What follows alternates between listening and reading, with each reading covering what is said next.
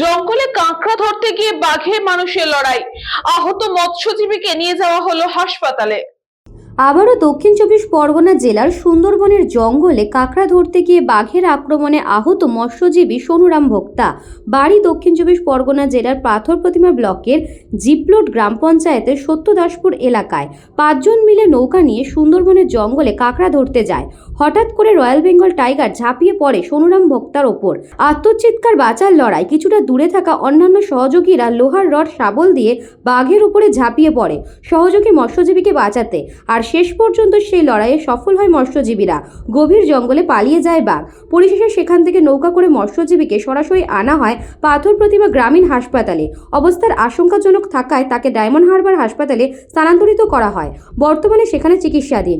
বাঘ ও মানুষের লড়াইয়ের বিরল দৃশ্য মোবাইলবন্দি করতে না পারলেও মৎস্যজীবীকে নৌকা তোলার দৃশ্য মোবাইলবন্দি হয়। বেঁচে থাকা ও সংসার প্রতিপালনের জন্য প্রতিনিয়ত মৎস্যজীবীদের মধ্যে বেশিরভাগকেই হিংস্র জন্তুর সঙ্গে লড়াই করতে হচ্ছে।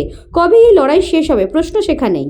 এখন খুব একটা ভালো অবস্থা নয়, ওনাকে অন্য হসপিটালে নিয়ে গিয়ে হয়েছে। জিপোলট থেকে এসেছিল।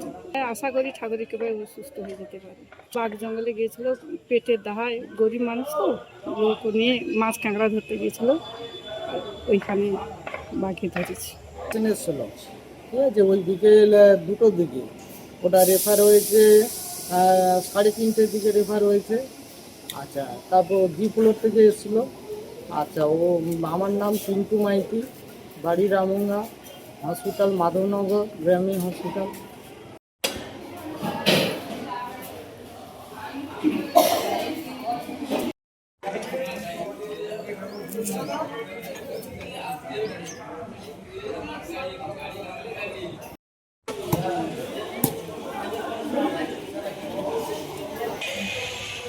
একটা বাঘের ধরা পেশেন্ট এসেছে, তো এসেছে, ওকে টিচ ফিচ করে নিয়ে বাইরে নিয়ে চলে যায়।